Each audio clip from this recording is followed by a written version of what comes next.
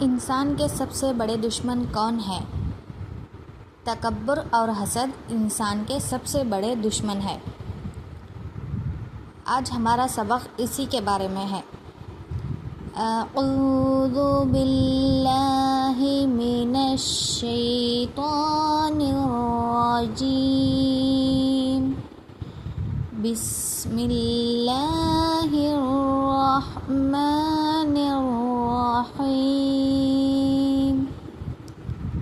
وَإِذْ قُلْنَا لِلْمَلَائِكَةِ اسْجُدُوا لِآدَمَ فَسَجَدُوا إِلَّا إِبْلِيسَ أَبَى وَاسْتَكْبَرَ وَكَانَ مِنَ الْكَافِرِينَ۔ چلیے اس کا ترجمہ پڑھتے ہیں۔ اور جب ہم نے فرشتوں سے کہا کہ آدم کو سجدہ کرو تو ابلیس کے سوا سب نے سجدہ کیا۔ اس نے انکار کیا، یعنی کہ ابلیس نے انکار کیا سجدہ کرنے سے اور تکبر کیا اور وہ کافروں میں سے ہو گیا۔ اس آیت کی تفسیر یہ ہے کہ اللہ تعالیٰ نے حضرت آدم علیہ السلام کی عزت اور فضیلت ظاہر کرنے کے لیے فرشتوں کو سجدہ تعظیمی یعنی احترام کا سجدہ کرنے کا حکم دیا۔ یہ عبادت کا سجدہ نہیں تھا، کیونکہ عبادت صرف اللہ تعالیٰ کے لیے ہے۔ عبادت ہم صرف اللہ تعالیٰ کے لیے ہی کرتے ہیں۔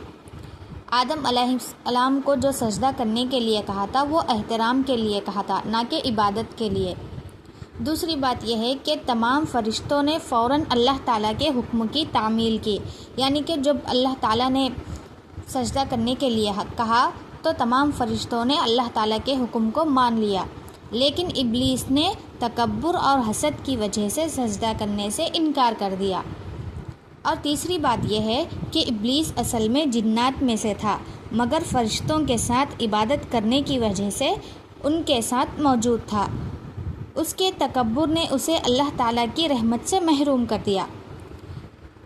ابلیس اصل میں جنات میں سے ہے اور وہ فرشتوں کے ساتھ عبادت کرنے کی وجہ سے ان کے ساتھ وہاں پر موجود تھا۔ ابلیس نے تکبر کیا اور اللہ تعالیٰ کی رحمت سے محروم ہو گیا۔ اور چوتھی بات یہ ہے کہ اس آیت سے معلوم ہوتا ہے کہ تکبر انسان کو اللہ کی نافرمانی اور ہلاکت تک پہنچا دیتا ہے، جبکہ عاجزی اور اطاعت اللہ کی رضا کا ذریعہ ہے۔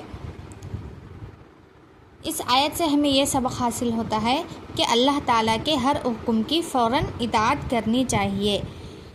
تکبر اور حسد انسان کے سب سے بڑے دشمن ہیں۔ عبادت صرف اللہ تعالیٰ کے لیے ہی کرنی چاہیے۔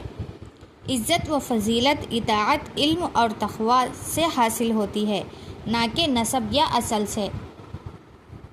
اسی طرح کے اور بھی ویڈیوز دیکھنے کے لیے اس ویڈیو کو لائک اور چینل کو سبسکرائب ضرور کر لیجئے، تاکہ آپ لوگوں کو اس طرح کی اور بھی ویڈیوز دیکھنے کو ملے اور آپ لوگوں کو قرآن سیکھنے اور سمجھنے کا موقع ملے۔ اللہ حافظ۔ السلام علیکم ورحمۃ اللہ وبرکاتہ۔